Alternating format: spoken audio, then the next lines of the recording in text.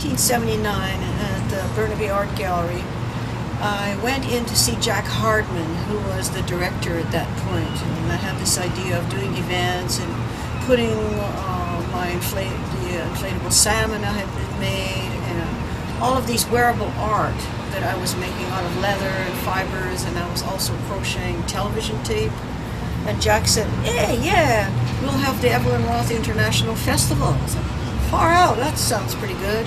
8 weeks, so he had 8 Sundays for me to program different outdoor events. And I just, it gave me the opportunity to pull in everybody, collaborate with all, with drummers, with musicians, with other dancers, with composers, etc. And so it was this wonderful time in '79.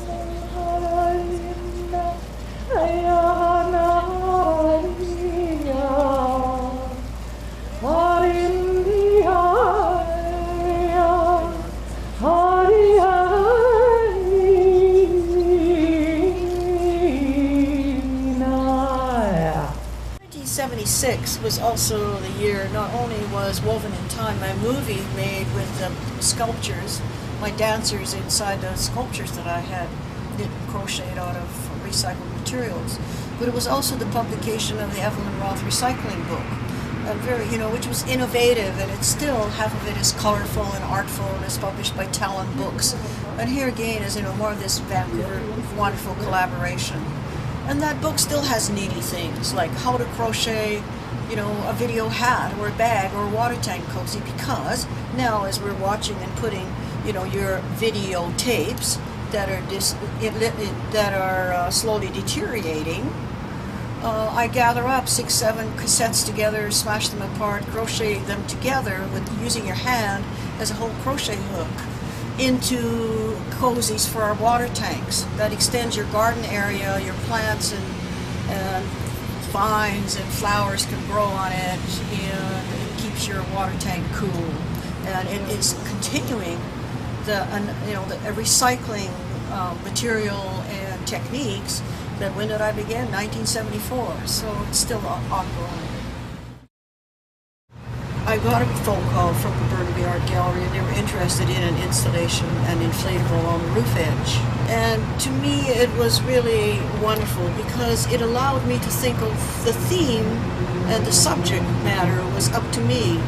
And what am I interested in? I'm interested in education and public awareness on global warming and the melting of the polar ice cap, the plight of the polar bears. The salmon, wild salmon is tied into that.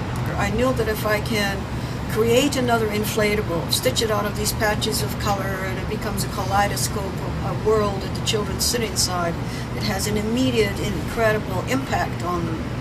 And I can now make them, which I do, that goes to different geographic regions and different public awareness. And here on the West Coast, there are many salmon, and an orca whale, and a blue whale and baby. And so it allows me to make the inflatables that I'm interested in, but are also topical. And that, by having children sit inside them in festivals, each inflatable holds from 60 to 90 children inside. they have a very memorable experience. It's impacted, on their brain. They'll always remember it, and they'll remember the message.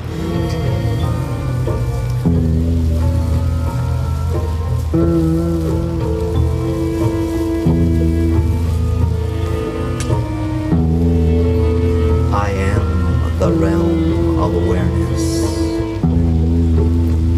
the nourishment that quickens the sacred seed.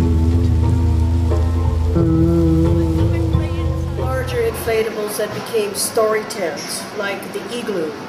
And the igloo has been shown in various places. It has a wonderful northern ice story called Sedna's World. And it talks about the environment, and Sedna is a sea goddess that lives under the sea, and if man treats the environment with kindness and care, she will set the sea fish, the whales, the salmon for the peoples that live in the Arctic. So it's a traditional story, the Sedna story, that fits many northern peoples. And the igloo has been the house to hold the Sedna story in Canada. Now the igloo is also a wonderful multimedia tent theater, and you can project lights in it, you can project lights on it, you can do shadow dancing inside it, you can hold 100 people inside for a story or a performance.